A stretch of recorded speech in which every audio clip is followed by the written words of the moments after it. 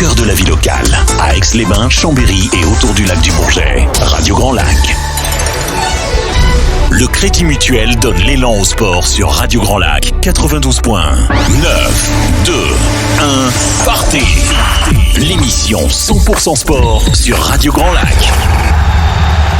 Bienvenue à toutes et à tous pour cette nouvelle émission de 9-2-1 Partez, l'émission 100% sport de Radio Grand Lac. 9-2-1 Partez, c'est l'émission sport qui parle de toute l'actualité sportive savoyarde. Pour cette nouvelle émission, j'aurai le plaisir de co-animer pendant avec Driss. Salut Driss, comment vas-tu ? Salut, ça va super et toi ? Ouais, nickel. Justine est également avec nous ce soir, comment vas-tu ? Eh ben ça va, un peu plus à l'heure que la semaine, qu'il y a 2 semaines, donc c'est cool d'avoir toute l'équipe autour du plateau aujourd'hui. Excellent. Et bien écoute, moi ça me fait également grand plaisir en tout cas de vous avoir avec moi à mes côtés ce soir. Au programme, une première partie où nous parlerons basket avec le prestigieux club aixois, le Aix-Maurienne Savoie Basket. Une deuxième partie où nous allons mettre en lumière l'entente Savoie Athlée. Et enfin, nous terminerons avec les chroniques de Justine et Driss qui vont nous partager les dernières actualités sportives et résultats de nos clubs savoyards, ainsi que les derniers rendez-vous à ne pas manquer. Comme je viens de le dire, nous allons commencer cette première partie d'émission en parlant basket. Et pour cela, nous accueillons le coach Kenny Grant et Christopher Dobby, qui est donc joueur dans l'équipe professionnelle. Bonsoir messieurs, comment allez-vous ? Bonsoir, merci de l'accueil. Content d'être là, content de l'excitement autour du basket qui se passe en début de saison. Hâte que ça continue. Eh bien, excellent. Et en tout cas, c'est tout ce qu'on vous souhaite.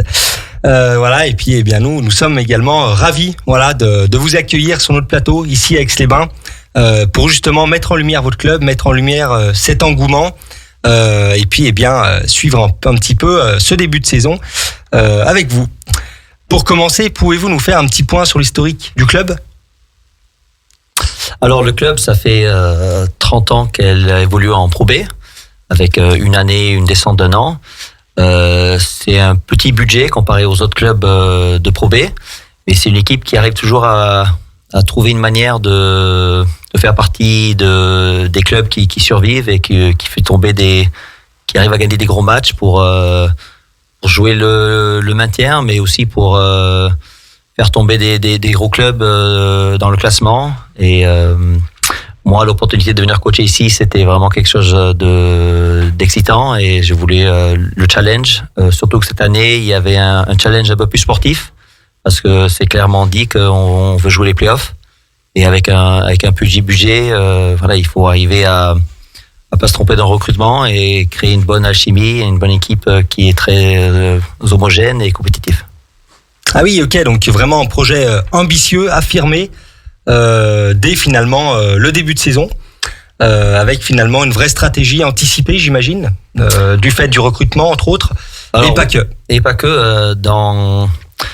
Quand on parle d'ambition, il faut se donner les moyens. Et dans se donner les moyens, oui, il y a l'effectif. Par rapport à ça, par rapport au club avec des budgets un peu plus importants, la différence c'est que peut-être les joueurs étrangers ont moins d'expérience de la Pro B. L'expérience, ça se paye. Ça ne veut pas dire qu'on a des joueurs moins bons au basket. C'est juste que on les a moins vus jouer en France. C'est un peu la grosse différence. Et après, quand je dis on se donne les moyens, on essaie d'améliorer aussi les déplacements pour nous donner des meilleurs moyens d'être performants à l'extérieur. Exemple, mardi, on joue à Vichy où normalement on partirait le jour du match. Cette année, on part la veille pour justement être mieux pour le mardi soir, mais aussi en pensant à l'avenir au match de vendredi au Phare pour être physiquement prêt pour ce match-là. Et oui, bien sûr, il y a toute une stratégie logistique également, qui fait partie finalement du cursus de performance, entre autres. Le budget a augmenté, mais la masse salariale n'a pas augmenté. Et alors on essaie le club de se développer sur d'autres aspects qui comportent pas que les joueurs, mais tout ce qui est autour, qui est une grande partie. Aussi l'exemple du préparateur physique, Thomas, qui est avec nous, qui est sollicité au quotidien et qui vient maintenant en déplacement aussi avec nous. Alors ça fait un coup en plus, mais c'est un coup que moi je trouve qui est gagnant-gagnant parce que le corps des joueurs, c'est leur outil de travail et sans ça, on peut pas leur demander d'être performants à 100%. Alors voilà, dans les demandes et ce que j'avais par rapport aux ambitions du club, on est dans ce qu'on veut être. Ok. Oui, non, mais il est vrai que c'est important en tout cas de prendre en compte l'humain avant tout. Et comme vous dites également, ça passe par la prépa physique, par la logistique, par également mais on y reviendra, le développement marketing et autres de tout ce qui s'articule autour d'un club, etc. Mais c'est des sujets qu'on va aborder juste après. Mais voilà, en tout cas, ça nous fait en tout cas une très belle introduction de ce que va être en tout cas vos ambitions et vos axes d'amélioration pour cette saison. Christopher, tu peux nous raconter un petit peu ton parcours ? Bonjour à tous déjà. J'ai un parcours un peu atypique. Moi, c'est-à-dire que j'ai commencé d'abord en région parisienne, où j'ai pu découvrir pas mal de clubs, parce que j'ai été souvent refoulé des centres de formation. Donc un cursus normal, c'est on passe par le pôle espoir en U15. Ensuite, on se dirige vers les centres de formation, ce que moi j'ai pas pu faire parce que à l'époque, on estimait, et peut-être à juste titre, que je n'étais pas encore au niveau. Ensuite, j'ai pu trouver une opportunité à Poitiers, avec un coach qu'on a rencontré il y a pas longtemps, il y a deux jours. On a pu battre Andy Thornton-Jones, qui m'a donné la chance de pouvoir évoluer avec l'équipe espoir et professionnelle, et avec Rudy Nellum. Ensuite, j'ai signé, si on peut dire, ma première saison au niveau professionnel National 1 à Rueil-Malmaison. Suite à ça, je suis parti à Dax, pareil en National 1. Et l'année avant d'arriver à Aix, donc il y a 2 ans, j'ai signé à Lone Plage en National 1 dans un tout petit club, un peu avec un petit budget, un peu comme les Aix-Maurienne actuellement, avec laquelle on a fait une grosse saison et on a pu remporter le championnat en play-off de National 1. Et me voilà après arriver en 2023, si je me trompe pas, à Aix-Maurienne, donc ça fait déjà 1 an que je suis là. Ah oui, sacré parcours. C'est ça. Excellent. Et qu'est-ce que finalement t'a donné envie de pratiquer le basket, et voilà, comment finalement tu as attrapé le virus entre guillemets? Alors déjà, c'est un oncle à moi qui jouait souvent à côté de chez moi sur un terrain, où j'ai commencé à jouer avec lui. Ensuite, je me suis renseigné, j'ai vu des vidéos de Kobe Bryant à l'époque qui jouait aux Lakers, et directement, quand j'ai commencé le basket, après j'ai plus voulu lâcher. Et ça devient c'est devenu mon quotidien depuis que j'ai 8-9 ans maintenant. Ah oui, ok. Ouais. Vraiment, et en gardant toujours espoir finalement de signer un jour un contrat professionnel. Oui et non, parce que y a des moments où c'est un peu plus difficile que d'autres. Moi, j'ai jamais voulu arrêter le basket à proprement dit. Voilà. Mais devenir pro, il y a des moments où j'ai hésité à arrêter, parce que je trouve pas un centre de formation, je trouve rien du tout. Du coup, je me dis que je suis peut-être pas fait pour ça. Et puis, de fil en aiguille, j'ai rencontré un coach à moi qui s'appelle Sylvain Fouettefond, quand j'avais 17-18 ans, qui m'a redonné confiance et qui a pu me permettre aussi du coup de connaître après les coachs de Poitiers qui m'ont accueilli. Excellent.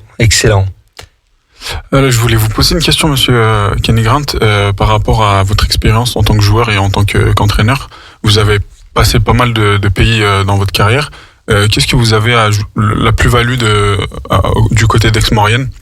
Qu'est-ce que vous voulez apporter à cette équipe sur le terrain, au niveau offensif, au niveau défensif? Quel aspect vous soulignez le plus, et est-ce que vous avez des axes d'amélioration au niveau du jeu, et est-ce que vous voulez les prononcer tout au long de la saison? On a combien de temps pour répondre à ça? Alors, tout d'abord, j'ai vraiment une vision ou une expérience multiculturelle du basket. Je suis quelqu'un qui vient d'une famille de basket. Mon père était l'un des premiers Américains à venir jouer en Europe dans les années 70. A commencé à entraîner en France dans les années 80. Alors moi, je suis américano-suédois, mais j'ai grandi en France. J'étais dans la salle en 86, quand j'avais 4 ans, quand Michael Jordan est venu jouer à Paris. Mon père entraînait le Stade Français à l'époque. J'ai pu... moi, la passion du basket, je l'ai eu à un très jeune âge. J'ai pu avoir des expériences de la formation française. Je suis parti aussi après aux États-Unis pour le lycée, high school, et puis l'université, où j'ai joué à Davidson. Maintenant, la fac, elle est très connue par rapport à Steph Curry, qui a joué là-bas. C'est lui qui a pris ma place quand j'ai aidé à le recruter. J'ai dit la chance, parce que jouer au basket, c'est jamais garanti. Ça peut s'arrêter d'un jour à l'autre. Et j'ai eu la chance de jouer 11 ans en pro, dans des pays et pour des coachs vraiment exceptionnels. J'ai toujours voulu coacher. Et chaque année que j'ai joué, j'ai essayé de m'imprégner de ce qui marchait, ce qui marchait pas, et d'avoir ma propre vision du basket. Alors maintenant, en tant que jeune coach, je vais dire, j'ai une vision très claire du haut niveau, des demandes, des attentes du haut niveau. Il faut être honnête. Hein, il faut être honnête avec soi-même, avec les joueurs. Les attentes qu'on a d'eux, il faut les dire, il faut être franc. On est tous là, on a une équipe que j'ai recrutée de joueurs qui ont un parcours atypique. En tant que joueur, on a un coach qui a un parcours atypique. On a un assistant coach qui est aussi serbe et qui a un parcours atypique. Voilà, on a une vraie identité dans cette équipe de joueurs, de coachs, d'une équipe qui veut se montrer, qui veut prouver les gens qui ont eu tort de pas croire en eux. Et ça se voit au quotidien dans la manière dont on travaille, de la façon dont on approche chaque jour. Alors dans le style de jeu, il y a énormément de styles, mais il y a des choses qui ne changent pas dans les équipes qui gagnent. Et ça, c'est l'engagement. Hein, une équipe qui gagne ou perd, bien joué ou mal joué, on approche chaque jour comme une joueur indépendante. Et on peut progresser. Et alors c'est plutôt dans ça où j'essaie d'amener les joueurs. Après, comme j'ai dit, par rapport au budget, la chose qui nous manque, c'est de l'expérience. Hein, l'expérience du haut niveau. On a eu des joueurs qui ont eu des rôles peut-être moins importants dans des plus gros clubs ou dans des rôles importants dans des clubs d'une division en dessous. Alors l'expérience de ce qu'on attend de chaque possession compte. C'est quelque chose qui s'apprend. C'est quelque chose qu'il faut vivre. Hein, il faut apprendre à gagner des matchs. On perd un match à Lazare en prolongation et ça nous a servi pour gagner mardi soir en prolongation contre Poitiers. Je voulais justement revenir sur cette rencontre. Est-ce que les matchs qui vont en prolongation, vous gagnez au forceps au bout du bout? Est-ce que ça peut être des matchs références? D'ailleurs, Christopher, tu as fait un excellent match ce soir-là. Est-ce que aussi pour toi, ça te permet de visualiser un peu plus cette fin de saison et aussi trouver cette régularité que les saisons dernières, on n'avait pas forcément du côté d'Aix-Maurienne? Le basket, comme je dis souvent, c'est un sport d'adresse, un sport de confiance. Donc forcément, quand on peut engranger de la confiance dans ce genre de situation, c'est toujours mieux.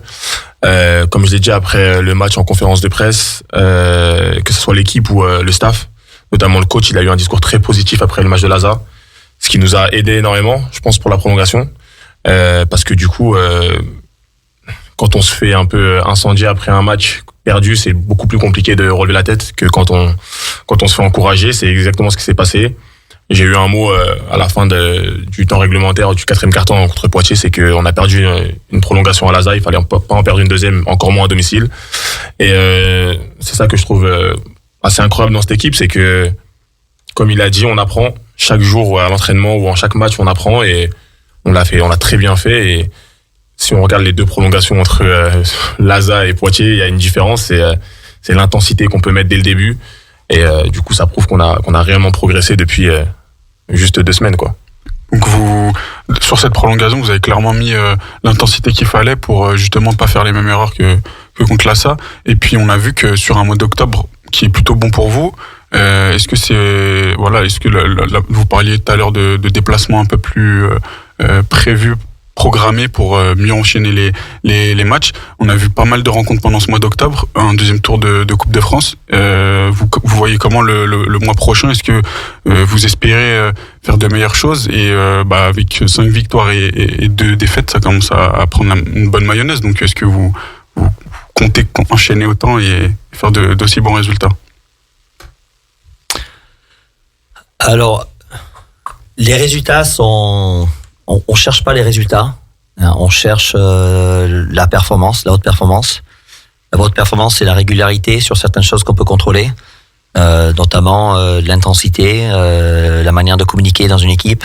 Après, l'adresse dans le basket, ça vient à sa part, ça a beaucoup sur la confiance, mais on essaie plutôt de se concentrer sur le process de ce qu'on fait. Voilà, on peut faire un match exceptionnel et perdre contre l'Asvel, et faire le même match et gagner contre une autre équipe, mais on a quand même fait le même match. Hein. Alors oui, à la fin, il faut gagner. Il vaut mieux mal jouer et gagner que de bien jouer et perdre. Mais sur le long, je préfère mieux jouer parce qu'on va gagner plus de matchs comme ça. Bien sûr, de mal jouer et de gagner, je prends. Mais voilà, là où nous on va aller, c'est vraiment, il faut qu'on soit une meilleure équipe. Il faut qu'on soit en tant que joueur, des meilleurs joueurs, en tant qu'équipe, une meilleure équipe en février qu'on l'est aujourd'hui. Alors oui, chaque mois on veut être de mieux en mieux, mais on peut pas regarder. Voilà, il faut qu'on approche chaque jour une après l'autre. Si on veut vraiment, si on essaie de regarder trop loin, on s'y perd un peu. On essaie juste de focaliser sur le prochain pas, comme on dit. Et si à la fin on peut finir, là on a 5 matchs maintenant avant la trêve de la trêve de novembre pour la trêve FIBA. On a 5 matchs, dont 4 à la maison. Bien sûr, on va faire 5 sur 5, mais avant de penser au phare, on a un match demain soir contre une équipe qui est vraiment en bonne forme. On joue une équipe de Vichy mardi soir qui est aussi qui vient de gagner ce week-end aussi. Voilà, on joue des belles équipes. Hein. Après, on a Rouen, on joue Boulazac. Voilà, c'est vraiment des équipes de haut de tableau.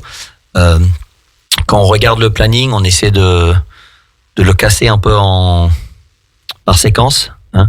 Et là, on avait 3 matchs sur 4 à l'extérieur. On a réussi à faire 3 sur 4 en comptant la Coupe de France. Là, en comptant le match d'hier, on a 5 matchs sur 6 à la maison. On veut faire 6 sur 6. Si on peut faire 5 sur 6, je signe tous les jours. Mais voilà, il faut pas que le match d'avant ait un effet sur le match de demain. Et ce que j'ai dit aujourd'hui à l'entraînement, hein, il faut qu'on approche l'entraînement d'aujourd'hui comme si on avait perdu mardi soir. Hein. Et sinon, on va jamais avancer. C'est important de trouver de la régularité et de pouvoir regarder en haut sans forcément avoir une limite. Ouais, il faut être confiant, mais il faut aussi rester humble. Hein. Je crois que en général, chaque match se décide sur à peu près 3 possessions. Hein. On parlait du match de Laza, que j'étais pas fâché. On avait 3 possessions pour gagner le match en 20 secondes. On en met un des 3, on gagne. On est les rois du monde. On fait le même match et on le perd. Enfin, je veux dire, il n'y a pas une grande différence entre gagner un match en prolongation et perdre un match en prolongation. On fait quasiment le même match. Alors, voilà, de taper dessus parce qu'on perd, voilà, c'est ce qu'il faut faire de mieux. Hein. On a regardé le match, on a vu ce qu'il fallait faire de mieux en prolongation, on a parlé de ça, sans aller trop en détail là, en cas que d'autres équipes nous écoutent. Mais voilà, on a été clair sur les objectifs de la prolongation, ce qu'il faut faire pour gagner une prolongation, et ils l'ont très très bien exécuté mardi soir.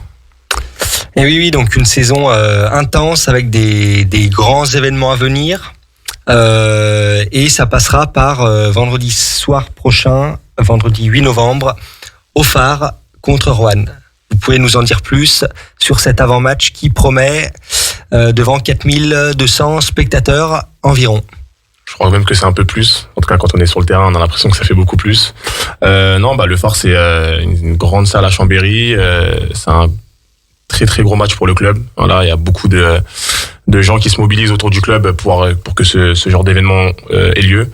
On rencontrera une équipe de Rouen qui est en très grosse forme, avec des très gros joueurs. C'est une équipe qui arrive de Betclic Elite, donc forcément c'est une équipe qui a comme ambition de remonter en Betclic Elite dès la première année. Ils ont fait une équipe très intéressante avec notamment beaucoup de joueurs qui sont passés par la Pro B et qui ont performé en Pro B.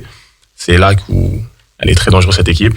Donc voilà, depuis le début de saison, on s'est jamais mis de limite. Nous, on essaye de jouer les matchs les uns après les autres. Donc on va dire qu'avec l'équipe qu'on a, la famille qu'on a, si je peux dire, on a peur de personne. On va essayer de préparer ce match au mieux, malgré le fait qu'on ait plusieurs matchs avant, en moins d'une semaine. Mais non, on est prêts. Je pense que le staff nous a mis depuis le début de saison, depuis la pré-saison, nous a formaté à être prêts à chaque moment de la saison. Donc pas beaucoup d'appréhension, plus de l'excitation, parce que forcément c'est toujours plaisant de jouer devant autant de monde, mais ouais, c'est une bonne chose pour le club en tout cas. Oui, j'imagine que c'est une superbe émulation d'avant événement, même si chaque match en effet vous les abordez tous avec autant d'énergie et d'envie bien sûr, mais voilà, j'imagine que c'est quand même un grand moment en tout cas de pouvoir être sur le parquet en tout cas du Phare, là où la team Chambé entre autres foule chaque semaine ou presque les soirs de match, et c'est vrai que c'est une salle qui est quand même voilà, avec vraiment beaucoup d'engouement et une grosse ambiance quoi. Et jouer, allez-y. Mais jouer à domicile, c'est quelque chose qui est vraiment excitant parce qu'on partage des choses avec des gens qu'on croise dans la ville et tout ça, et de pouvoir le faire dans une salle encore plus grande, c'est encore mieux, pouvoir partager encore plus quoi. Je crois que c'est dans ça où l'excitation arrive. Par contre, il y a aucune pression pour nous, hein. Les gens pensent qu'on va finir 19 sur 20, alors chaque match qu'on approche, voilà, c'est que du plus pour nous, hein. Bien sûr. Un petit point sur votre centre de formation, l'académie, etc. Là où finalement, voilà, vous suivez, vous encadrez des jeunes futurs pépites du basket français, national et international, donc ouais. Je peux aussi en parler, mais moi je suis quelqu'un, j'aime beaucoup tout ce qui est les championnats jeunes, etc. Donc j'aime beaucoup regarder ça. Il y a Kevin Chappell qui est le directeur du centre de formation, et qui fait du très bon boulot avec des jeunes. Il a fait un très bon recrutement cette année. C'est plaisant. Il propose un basket aussi plaisant que le nôtre, je pense, en termes de style de jeu. Et je suis pas là depuis longtemps, comme Kenny, donc on n'a pas la différence de ce qui se passait avant. Je trouve que de ce que je vois dans différents clubs, parce que j'aime beaucoup me renseigner, je trouve que il y a de l'évolution. Le club essaie d'avancer, essaie de progresser. Donc pareil, c'est un club avec un petit budget, donc on peut pas faire de grandes choses dès le début, mais c'est des choses qui se construisent, et je trouve que le club construit extrêmement bien pour l'instant. Maintenant, il faudra voir sur le reste des saisons à venir. Oui, mais bien sûr, ça fait partie en tout cas, je pense en tout cas, du projet global du club, par le biais de la structuration entre autres, l'académie, etc., l'infrastructure, enfin vos infrastructures également. Oui, n'importe quel club avec un budget un peu moindre doit essayer d'attraper des jeunes de leur centre, hein. C'est juste financièrement, c'est un coût que tu dépenses et que tu gagnes quelque chose dessus. On a eu Kevin a fait un très bon recrutement cette année avec justement un jeune Steve Ba qui s'entraîne avec nous au quotidien, qui a déjà foulé le terrain, qui a marqué ses premiers points en pro avec nous, qui est un joueur de vraiment potentiel. Mais pas que ça, hein. Il y a d'autres joueurs, mais aussi nous on se sert de l'équipe espoir un peu comme on dit cobaye, on dit ça. Quand on joue une fois par semaine, on les sollicite les mardis pour être l'équipe adverse, et ils apprennent les systèmes adverses et on défend sur eux pendant une demi-heure. Et ils font que attaquer contre nous, et nous on défend stratégiquement comment on va faire le match du vendredi. Alors eux, ça les fait jouer contre une équipe de niveau au-dessus. Mais nous, pour rendre plus difficile aussi, on se donne des axes de travail. Et si les espoirs arrivent à marquer sur les points où on veut travailler, ça marque 10 points au lieu de 2 points, pour que ça rende un peu les choses intéressantes. Et on fait ça, et pour l'instant, c'est plutôt réussi. C'est un complément un peu de la vidéo, du coup? C'est exactement ça. L'objectif, c'est pas que nos joueurs apprennent les systèmes adverses, mais plutôt qu'on apprenne à les défendre. Alors, les semaines d'entraînement sont plutôt... si on joue tous les vendredis, on s'entraînerait le dimanche soir ou dimanche fin d'après-midi. Lundi, on fait 2 entraînements, le matin avec la muscu et puis du travail individuel, shooting. L'après-midi, ça serait du jeu, et déjà, sans dire qu'on défend sur leur système, on commence déjà à défendre des situations qu'on va voir sur le match, pour qu'après le mardi on défende vraiment leur système, pour qu'après quand on regarde la vidéo on comprenne, ah oui en fait ça c'était ça, pour pas tout mettre en même temps, et on essaie de leur donner petit à petit pour que arrivé vendredi ils sont prêts. J'avais une question pour toi, Christopher. On va un peu s'éloigner de Aix-Maurienne. Je voulais parler avec toi de l'expansion du basket français. il y a eu 3 joueurs français qui ont été sélectionnés dans des très hautes places en NBA. Est-ce que toi, ça te fait encore rêver ce genre de challenge? Est-ce que aussi le fait que le basket français grandisse et se fait voir un peu à l'international, est-ce que ça te stimule? Est-ce que ça te permet aussi de rêver et d'être encore plus fort chaque match? Aujourd'hui, si on va sur le mois de quand j'avais 16 ans, on me dit que je suis un joueur qui a mis 20 points sur un dernier match de Pro B, je l'aurais pas cru. Donc rien n'est impossible, je pense. Moi, je me mets pas de limite. Aujourd'hui, le basket français, je pense que c'est incroyable ce que réalisent les équipes de France, que ce soit jeunes aussi. Faut aussi en parler parce qu'il y en a beaucoup d'équipes championnes d'Europe, championnes du monde en jeunes. On est vice-champion olympique. On a passé un bel été d'ailleurs. C'était pas mal. J'aurais bien voulu battre les États-Unis en finale, mais les Américains de notre équipe, ils étaient contents quand on a mangé ensemble pendant le match. Mais ouais, non, le basket français, il grandit de jour en jour, d'année en année. On l'a bien vu sur les peut-être les 5-6 dernières années à la draft, on a toujours des Français très bien placés. Donc ouais, non, ça donne envie. Le basket européen, ça donne extrêmement envie. La NBA, c'est les paillettes, etc. Mais bon, j'aime bien dire que le vrai basket, ça se passe en Europe. Quand on voit des matchs d'Euroleague, on a l'habitude, nous, notre équipe en déplacement, de regarder ensemble les matchs. Le Partizan de Belgrade, d'ailleurs, si notre assistant il nous écoute, qui est un grand fan, moi je kifferais jouer là-bas un jour parce que c'est des ambiances pour lesquelles on a envie de vivre un jour ou l'autre dans notre carrière. Donc ouais, non, ça me stimule et ça me donne envie de m'entraîner plus et de progresser à chaque fois pour pouvoir un jour espérer jouer dans ce genre de championnat. En plus, on a la chance d'avoir Monaco en Betclic Elite qui fait un peu la passerelle entre notre championnat et le niveau européen. Tu penses quoi de cette équipe qui est vraiment sur une grosse dynamique sur les dernières années là? C'est ça, on a même Lasvel et Paris aussi en Euroleague. Mais Monaco, ouais, c'est l'équipe qui joue en championnat de France qui est la mieux classée et qui joue même le titre en Euroleague. C'est bien. C'est une bonne chose qu'il y ait des clubs. Je pense que c'est plus Lasvel aujourd'hui qui donne la chance à des jeunes joueurs français, ouais, exactement, qui n'ont pas beaucoup d'expérience, de pouvoir s'exprimer à ce niveau-là. Et donc du coup, c'est une très bonne chose et on espère que ça va rester un maximum de temps comme ça, que Lasvel, Paris, Monaco, bien sûr, à une plus grande échelle, mais Lasvel et Paris puissent rester le plus longtemps possible à ce niveau-là pour pouvoir donner la chance à des jeunes joueurs comme aujourd'hui Nils Sako, Melvin Agença qui sont à Lasvel et qui performent, ou encore Nadir Rifi qui a fait une grosse performance encore avant-hier, avec beaucoup de tirs pris, mais une grande performance.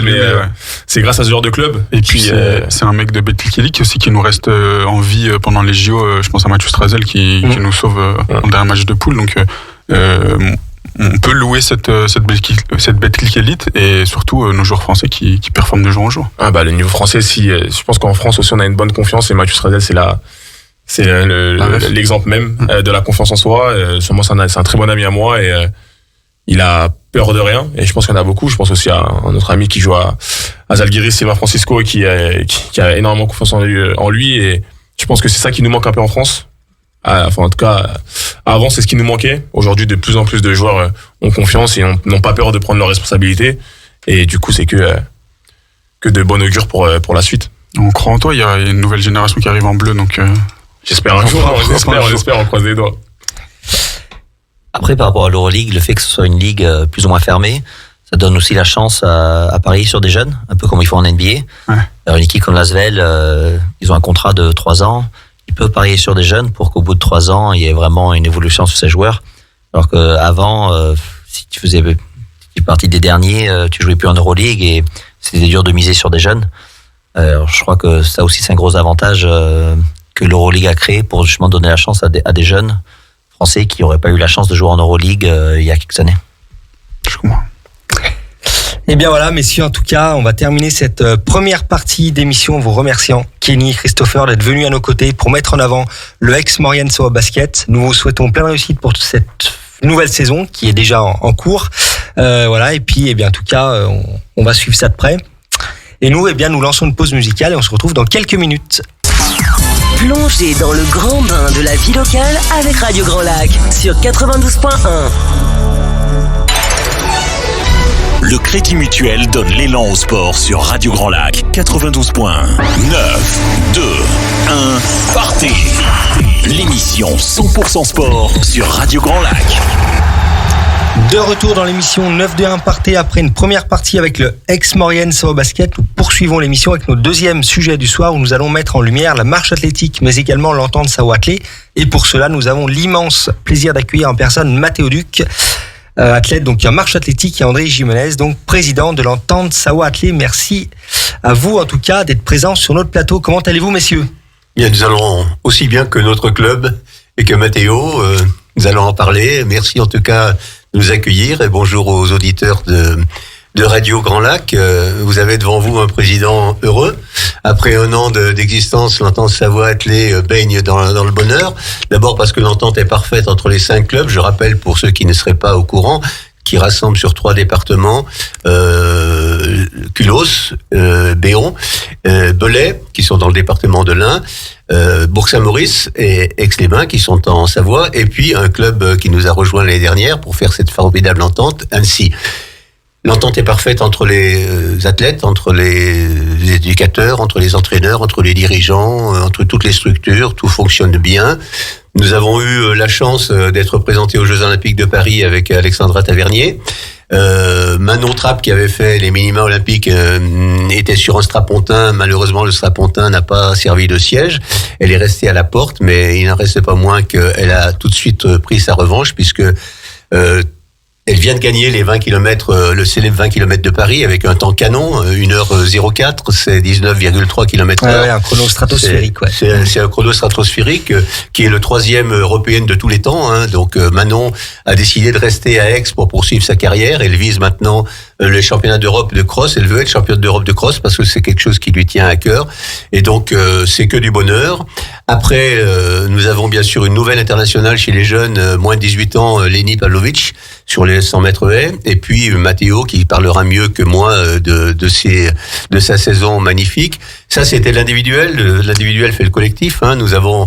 Quand nous sommes venus le 4 avril dernier, nous envisagions de monter d'un cran dans la division. L'entente a tout de suite, puisque nous avons gagné, et nous sommes montés en élite 2, hein, parmi les clubs classés de 9 à 16 en France. Hein, donc notre pari était gagné.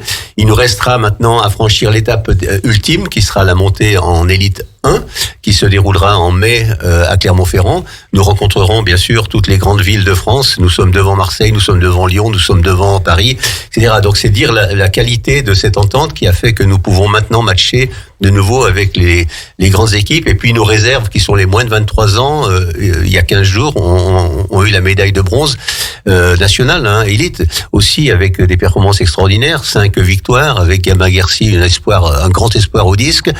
Flavie Berner qui gagne sur 400 mètres.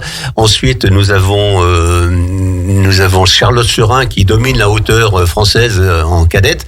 Et puis deux fils émules de Mathéo, puisque nous avons fait le doublé à la marche avec Léonie Yound et Ange Tirabassi, qui ont tous les deux gagné leur épreuve. Donc c'est donc que Mathéo a laissé une trace et entraîne derrière lui une grande équipe. Voilà pour les performances collectives. Nous sortons il y a 10 jours maintenant d'une Coupe de France de spécialité où nous avons eu 7 médailles. Je vous citerai pas, mais vraiment d'une qualité extraordinaire. Donc aussi bien que les dernières, mais mieux. Et c'est vraiment quelque chose que je voulais souligner pour les auditeurs de Grand Lac et tous les fans de sport. L'entente se porte bien. Elle va accueillir un nouveau club issu de Voglan, issu de Runner. C'est une composante que nous ne pouvons tenir à part et que nous devons prendre en compte, comme nous avons pris en compte la santé, puisque notre branche Symphi, qui s'occupe de la santé aussi bien d'Alzheimer que d'autres pathologies, a plus de 350 adhérents. Hein. D'accord. C'est quelque chose de très très fort. Hein. Et puis nous prenons en compte maintenant les runners avec ce club qui siégera à Voglan, qui s'appelle Run Motion Team et qui va donner une composante loisir running et même compétition aussi. Voilà. Merci, cher président, pour cette introduction.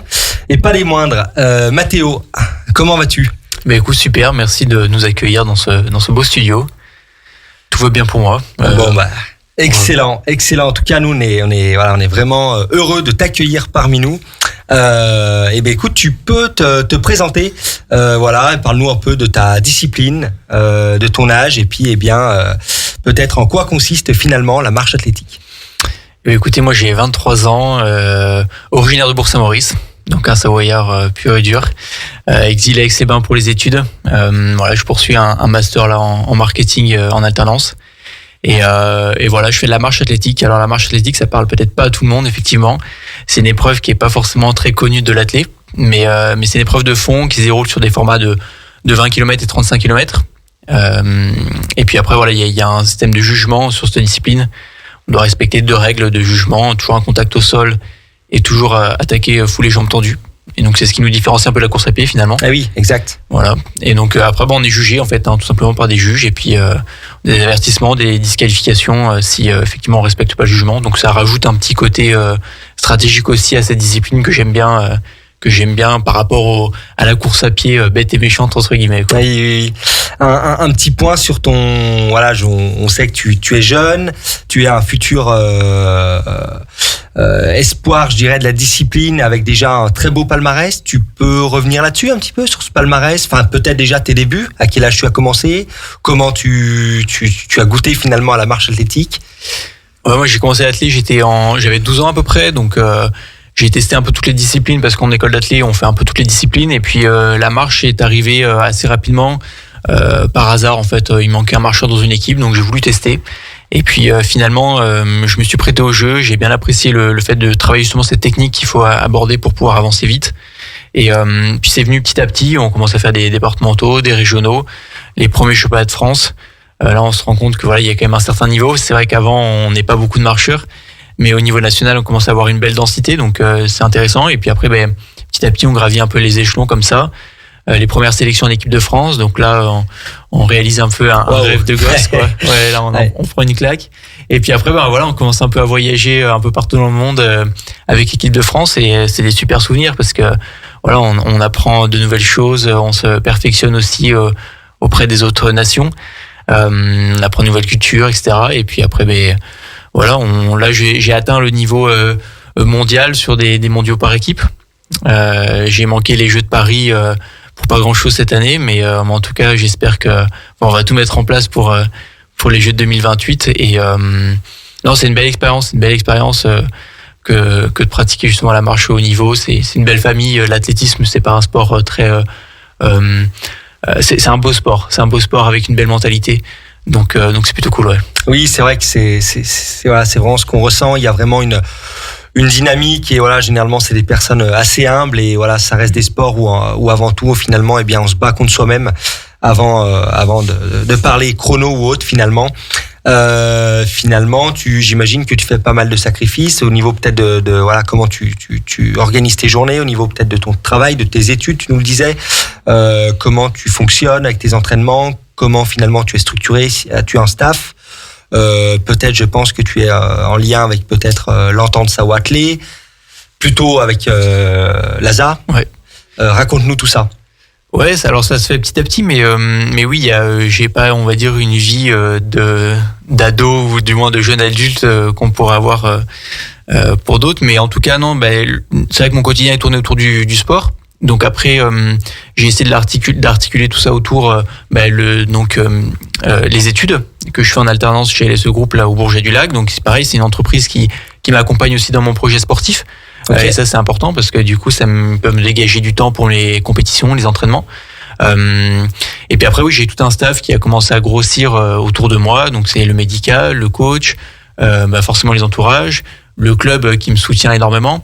Les partenaires privés parce qu'il en faut aussi et c'est important.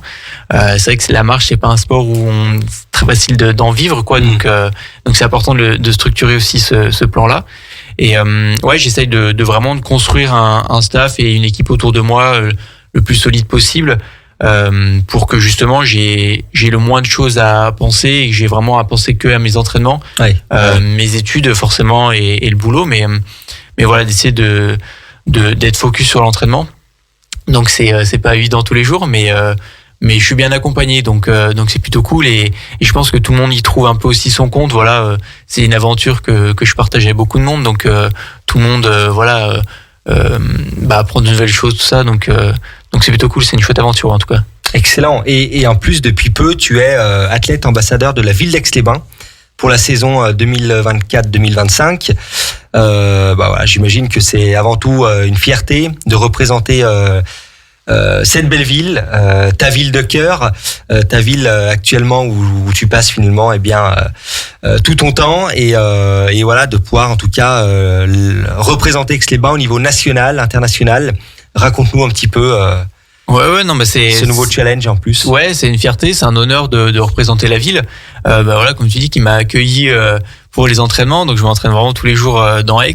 Et non, c'est une fierté de pouvoir être ambassadeur, parce que voilà, ce qui est cool, c'est qu'on a vraiment, je crois, une vingtaine d'ambassadeurs cette année, et de tous sports confondus. Et ça qui est bien, c'est qu'ils ont choisi vraiment des sports vraiment bien différents, et dont la marche, et donc un sport qui est quand même pas très reconnu, et donc pour ça c'est plutôt cool. Et donc j'essaye de faire en sorte de leur rendre aussi, et de promouvoir la marche, le sport aussi en local, auprès des jeunes, auprès des adultes aussi, hein, Bien sûr. mais avant tout auprès des jeunes, parce que ça me touche encore un peu plus. Mais ouais, c'est une vraie fierté, et j'espère pouvoir représenter la ville au plus haut, le plus haut possible, on va dire. En tout cas, on te le souhaite. Au niveau de tes objectifs, j'imagine pour la saison prochaine, tu dois être, je pense, où ils sont peut-être déjà calés, en train de peaufiner tout ça. Si tu peux nous en dire un petit peu plus. Ouais, alors cette saison, on a choisi avec le coach de partir sur une saison sur 35 km et non pas sur le 20 km, en vue des championnats du monde de Tokyo en septembre 2025. D'accord. Donc là, ça va être vraiment l'objectif principal. Et donc de se qualifier sur ce format 35 km, qui est un format qui était supprimé pour les Jeux de Paris, mais qui est revenu cette année. Donc moi, c'est un format qui m'intéresse bien parce qu'il est plus long. Et donc on a encore un peu plus, je dirais, que sur le 20, des choix stratégiques d'allure, de ravitaillement, il y a un gros travail là-dessus aussi à faire. De gestion, etc. Exactement. Ouais. Qu'on a aussi sur le 20, mais beaucoup moins. C'est un format qui est un peu plus rapide. Donc c'est un format qui m'intéresse, et j'espère pouvoir participer à ces mondiaux l'année prochaine. Ouais. Donc ça sera vraiment l'objectif, en tout cas majeur de ta saison prochaine, quoi. Exactement. Ouais. Donc j'imagine des courses, des dossards en amont, en tout cas, qui seront plutôt dans le cadre préparatoire, en sorte d'alternative pour arriver prêt, en tout cas au qualif, quoi. Exactement. Ouais. Alors généralement ça se fait un peu à l'international, parce que les formats 35, il n'y en a pas beaucoup en France. Ouais, donc en international, et puis après sur le niveau national aussi, on a les championnats de France sur 35, et puis après je passerai aussi sur des formats un peu plus courts. On a notamment les interclubs sur lesquels je vais participer, donc c'est sur du 5000 mètres, donc c'est beaucoup plus court, mais ça s'intègre parfaitement aussi dans une préparation. Donc voilà, il va y avoir plusieurs formats aussi dans la saison, et pas que du 35, parce que sinon je pense que ça va être un peu compliqué à tenir. Mais... Ouais. Ok.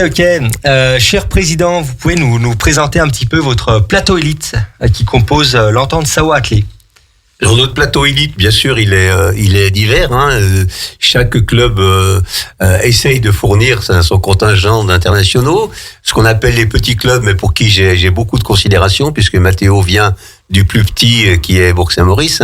On n'oublie pas que Culos a fourni le plus grand sprinter européen de tous les temps, Christophe Lemaitre, qui arrive cette année à prendre sa retraite. Une bonne nouvelle, c'est qu'il fait une formation de coach santé, et qu'il va revenir dès le début de l'année prochaine, en 2025, à Aix-les-Bains, pour nous aider, pour aider le club qu'il a accompagné, pour aider le club qui a profité de son aura pour atteindre ce niveau-là. Il sera accompagné de son épouse, qui est une excellente entraîneur de sprint, qui actuellement œuvre du côté de Metz, mais qui va venir entraîner à Aix. Donc ce sont des recrues. Christophe continuera à courir pour le club, sans prétention internationale, mais continuera à courir pour le club. Du côté d'Annecy, on a Alexandra Tavernier, qui a fait une belle saison, puisqu'elle a fait les Jeux Olympiques. J'ai parlé tout à l'heure de Manon Trapp, de ça. Et puis il y a toute cet engouement chez les jeunes qui pousse à la porte, et on a énormément d'espoir qui vont arriver à maturation. En athlétisme, c'est pas facile, parce que la concurrence est difficile, et puis c'est un sport qui n'attire pas beaucoup. C'est pourquoi on a fait l'entente. Je vais pas vous le cacher, c'est pour avoir une vitrine. La vitrine, on va l'avoir dès le mois de mai l'année prochaine, puisqu'on sera dans les 8 meilleurs clubs français. C'est notre challenge. C'est pour ça qu'on a fait aussi cette entente, pas que pour ça, mais aussi pour ça. Et donc cette vitrine va attirer des jeunes, parce que vous savez, je le dis toujours que si on joue, tout à l'heure nos amis du basket étaient là, si on joue au basket, si on joue au foot, si on joue au rugby, si on joue au tennis, si on joue au golf, j'ai entendu jamais personne qui a dit je joue à l'athlétisme. À l'athlétisme, on va pas jouer à l'athlétisme, on va faire de l'athlétisme avec toute la dureté, la difficulté. Et Mathéo, et c'est là, pour avoir dirigé les équipes de France pendant 15 ans et accompagné Johan Diniz, par exemple, sur ces 50 kilomètres tout au long des Jeux Olympiques, des Championnats d'Europe et des Championnats du Monde, je sais combien est difficile sa discipline et combien ça demande de sacrifices. Mais c'est pareil sur 100 mètres. Pour être finaliste olympique sur 100 mètres, c'est une affaire qui est compliquée. Et donc cette vitrine, on va la voir dès l'année prochaine, puisque dans l'élite 2, on va passer dans l'élite 1, je l'espère. Le match aura lieu à Clermont-Ferrand, mais avec des sacrés clients, puisque nous jouons contre Marseille, contre Lyon, imaginez-vous qu'on joue comme ça au foot avec les mains, ça paraîtrait un peu décalé. Ça parle. Mais ce décalage, nous l'acceptons, nous l'assumons. C'est un énorme travail.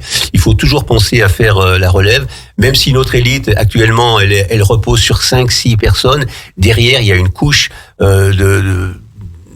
de potentiels médaillés au championnat de France qui est énorme. Et j'ai beaucoup d'espoir, en tout cas, pour les dirigeants qui jouent avec moi à l'athlétisme ont beaucoup d'espoir sur cette couche qui arrive. Et je crois que l'entente va durer longtemps et la tirera, mais on veut pas trop grossir non plus, parce que ça poserait d'autres problèmes. Notre modèle est fait sur le bénévolat. Nous organisons en mars l'année prochaine un 10 km. Nous avons une épreuve phare qui est le 10 km d'Aix-les-Bains, Grand Lac. Eh bien, nous avions un format de 1000 au début, 2000 l'année dernière, 4000 cette année. Et 5000 avec un départ. En mai 2025. Voilà, J'espère, oui. En tout cas, c'est ce qui est souhaité. Avec un départ maintenant sur l'Esplanade, puisque la ville avec qui nous collaborons beaucoup, et je les en remercie, nous a offert le départ sur l'Esplanade. Ça permettra de doubler l'effectif à 4000, peut-être 5000, on verra. Et puis, il manquait sur Aix un semi-marathon qui se fait dans toutes les grandes villes. 21 km. Et donc, le 21 km 100 aura lieu normalement en octobre, le 25 ou 26 octobre, sur un parcours qui sera éco-responsable, il empruntera toutes les voies cyclables et piétonnes. Okay. Et donc, ça sera quand même un grand événement, puisque là, on pourrait monter jusqu'à 5000, 6000 participants. Voilà, la demande existe. Nous, on va la satisfaire. Ça demande beaucoup de travail.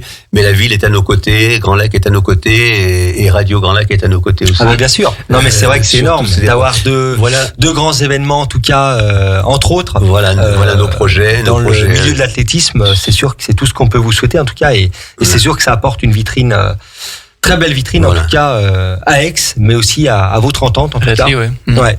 Et bien sûr, au niveau national, au sens plus large, bien sûr, à l'athlé.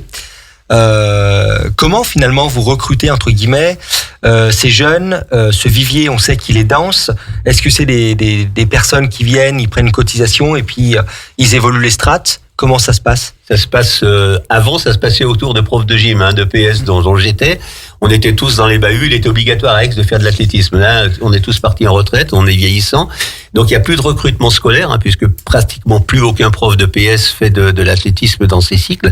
Donc il faut qu'on ait un recrutement par une vitrine. Les gens disent c'est beau l'athlétisme, vas-y, on va faire de l'athlétisme, et après il faut les garder. D'abord il faut les éduquer. Ils arrivaient normalement avant éduqués et nous on les entraînait. Maintenant il faut les prendre, les éduquer et après les entraîner. Donc le cursus est un peu plus long et on a un abandon devant la difficulté, parce que quand vous mettez au départ d'un 100 mètres et que vous comparez votre temps à celui d'Usain Bolt ou de quelques Christophe Lemaître, vous vous dites oula, ça va pas le faire.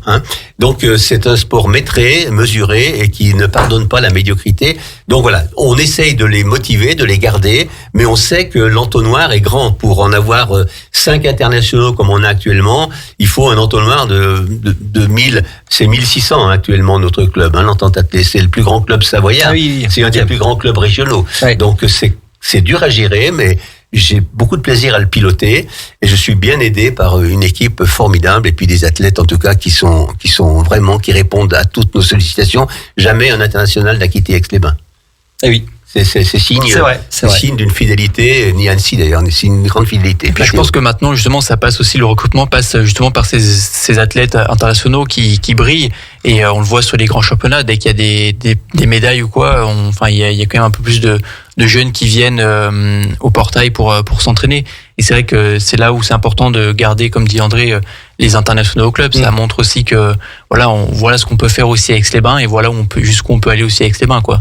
Oui, c'est vrai qu'on a la chance d'avoir un cadre de vie, des infrastructures, des belles infrastructures, des très belles infrastructures également, et puis voilà, un cadre de vie avec tout à proximité. Et c'est vrai que tout ça reflète quand même bien, votre dynamique, entente, avec beaucoup d'ambition, formateur également, et voilà, le tout au cœur, entre autres, en tout cas, au cœur ici à Aix-les-Bains. Donc en tout cas, c'est assez prometteur en tout cas.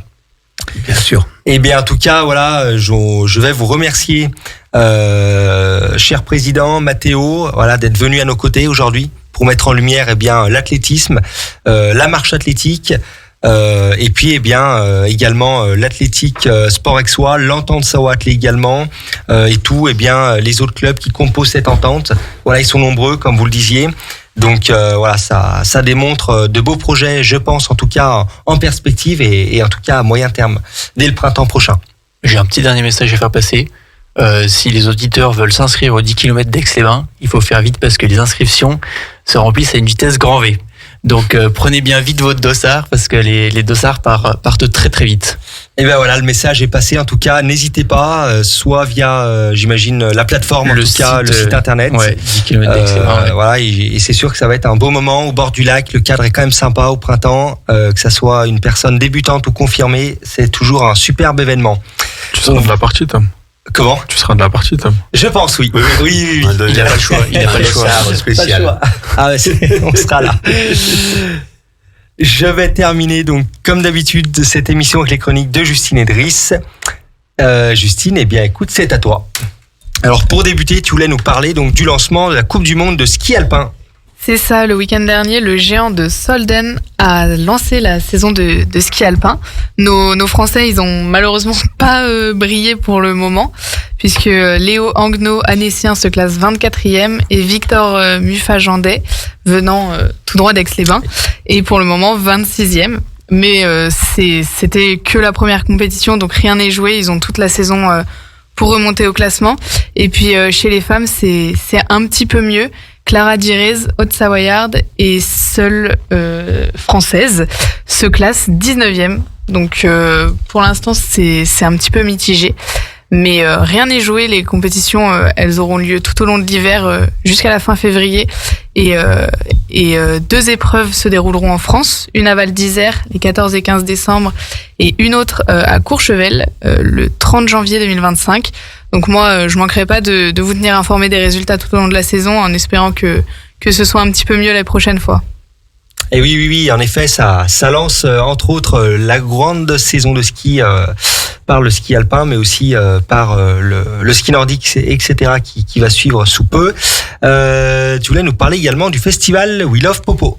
C'est ça, on reste dans la neige et le ski, puisque demain soir, au cinéma de Chambéry, au Pâté, aura lieu la projection de plusieurs petits films autour du ski freeride, dans le cadre du festival We Love Popo, donc. C'est 2h30 de projection où on peut admirer des belles performances en compagnie des équipes et des sportifs qui ont participé à la conception des films et du festival. Et puis avec la nuit qui commence à tomber plus tôt, on sait pas toujours quoi faire le soir. Donc pourquoi pas aller regarder ces belles productions en attendant de pouvoir aller skier.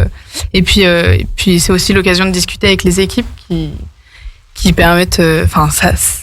Tout ça, c'est un beau programme, ça peut être sympa, quoi. Eh bien voilà, en tout cas, un événement sympa aussi en perspective. Un point sur l'Urban Race. Ouais, dimanche a lieu un super trail sur les alentours d'Annecy, entre forêt et route, et surtout accessible à tous, même aux plus jeunes.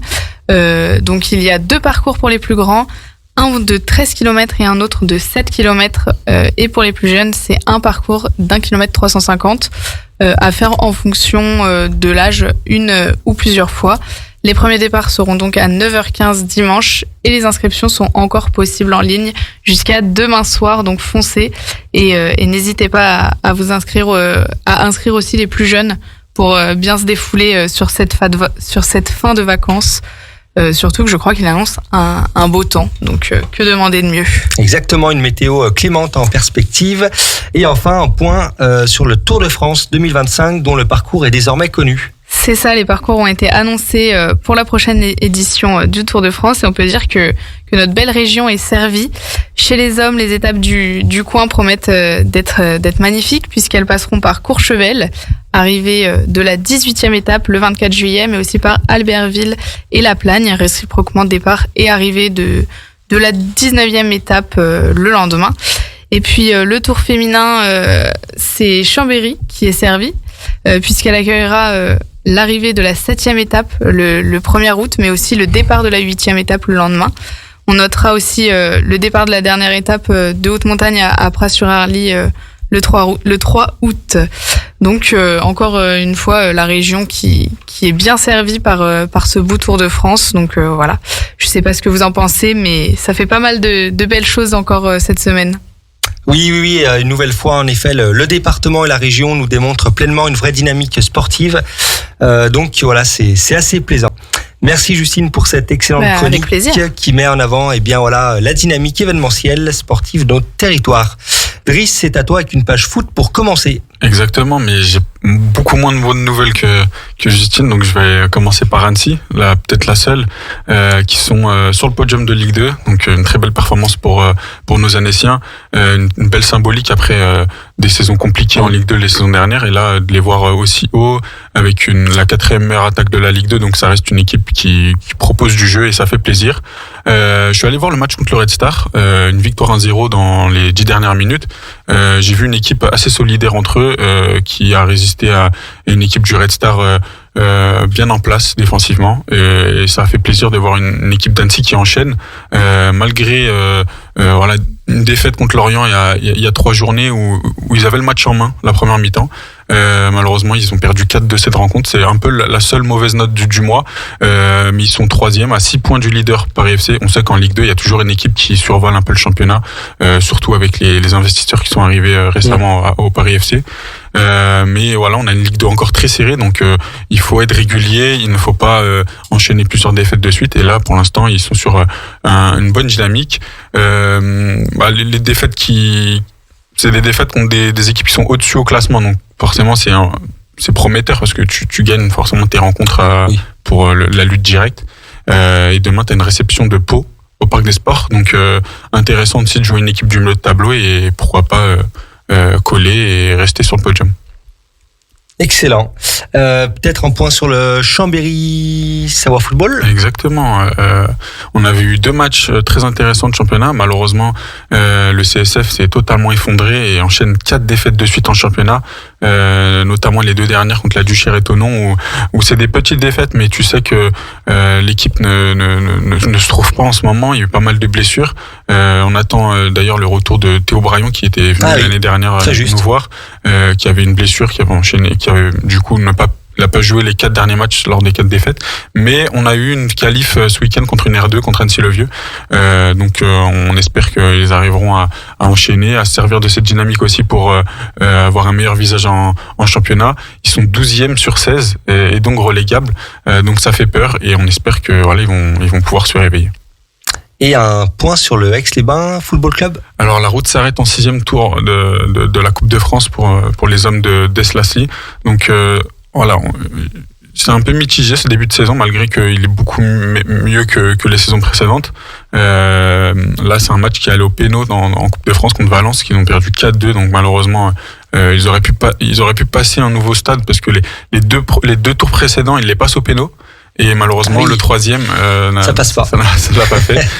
Ils retombent un peu dans leur travers de l'année dernière, c'est-à-dire un peu moins de régularité. Mais cette élimination en Coupe de France va peut-être leur servir pour avoir une priorité au championnat et essayer de rester dans le championnat de R1 et pourquoi pas viser plus haut. Ils sont 4e du championnat là actuellement et ils ont un déplacement à Rumilly demain pour affronter le GFA, donc une équipe qui est vraiment en place, une belle structure d'ailleurs, plus la N2 parce que c'est vraiment je suis pas mal le GFA, c'est une belle structure en N2, et donc ça fait plaisir pour eux, et j'espère que on aura un beau match, un petit derby quand même. Oui, c'est vrai que c'est quasiment à côté. Une page basket avec le Savoie Aix-Maurienne. Exactement, on vient de les recevoir, donc on va faire un petit bilan de leur mois d'octobre. Ils ont été très bons, comme je l'ai dit tout à l'heure. 2 défaites pour 4 victoires, une qualif en Coupe de France.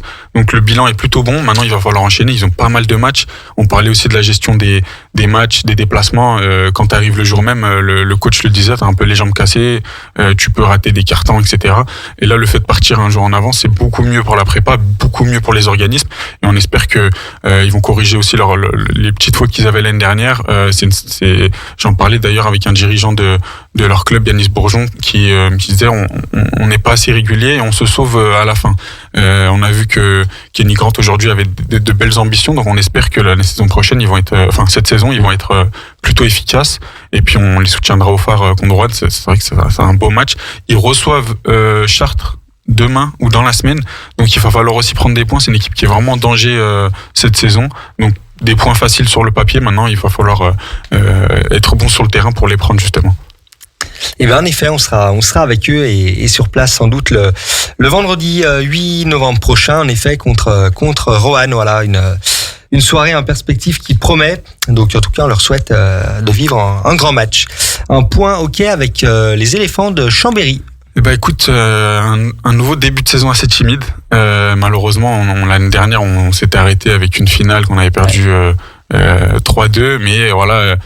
C'est vrai que sur la saison régulière, j'ai trouvé assez, beaucoup moins performant. C'est vrai qu'ils avaient explosé totalement en play-off l'année dernière, mais là c'est un peu compliqué. C'est 4 défaites et 2 victoires, dont une claque contre les premiers Morzine Navoria, qui ont perdu un match 6-3 à domicile, donc ça fait un peu mal. Ils sont 12e sur 16 encore là, donc il va falloir aussi se réveiller. Tu peux pas forcément compter que sur les playoffs sur une saison. Il faut aussi performer en saison régulière, trouver des automatismes, et malheureusement c'est pas le cas dans ce début de saison. Il va falloir se réveiller parce qu'on en attend beaucoup, et surtout dans la continuité de la saison dernière qui avait été excellente. Donc on en attend plus, et on attend quand même une certaine stabilité. C'est vrai qu'en Coupe de France ils sont aussi pas mal, ils ont passé 2 tours, donc on en attend plus d'eux. Oui, c'est vrai qu'on a vécu une grande saison avec eux, en tout cas la saison dernière. Donc c'est vrai qu'on leur souhaite en tout cas de revivre, en tout cas la même saison. Et enfin un point avec le handball et la team Chambé. Exactement, on va pouvoir en parler vu que tu as vu le match de dimanche soir aussi. Oui, tout à fait. Mauvais début de saison pour nos jaunes et noirs, mais une victoire encourageante dimanche dernier du coup face à Dunkerque, une victoire d'1 but. Donc c'est toujours les matchs comme ça un peu références qui te permettent de lancer ta saison, parce qu'ils l'ont pas vraiment lancé. On en parlait d'ailleurs avec le basket. C'est vrai que les victoires que t'arraches difficilement, c'est peut-être des déclics et qui te permettent d'enchaîner, d'être meilleur. Et là, il faudrait absolument que ça se réveille. Il y a 3 victoires pour 5 défaites. Donc ils sont pas vraiment lancés dans cette saison. On attend beaucoup parce que l'année dernière ils étaient pas loin des places européennes, à 6 points de Toulouse je crois sur la fin de saison. Oui. Donc là il va falloir se réveiller, et demain t'as un déplacement à Ivry qui est pas compliqué, pas facile à négocier. Donc il va falloir être bon et lancer cette saison. Oui, il est vrai que il y a eu un remaniement dans le staff du manager sportif, coach également, et il est vrai que tout ça est en train de se mettre en place. Doucement mais sûrement, mais en tout cas on l'espère très rapidement, avec une certaine régularité. Il faudrait pas perdre l'étiquette d'un club qui est solide en Star League et qui reste les années, et puis surtout progresser chaque année, parce que c'est pas le coup de rester en Star League pour viser le milieu de tableau. Il faut toujours avoir de grands rêves, quoi. Tout à fait. En tout cas on leur souhaite. Écoute, merci Driss en tout cas pour ton expertise et ton analyse au niveau des résultats de nos clubs. Les amis, il est déjà l'heure de rendre l'antenne. Merci à tous de nous avoir suivis pour cette nouvelle édition de 9-2-1 Partez. Justine, Driss, un grand merci à vous. Votre radio.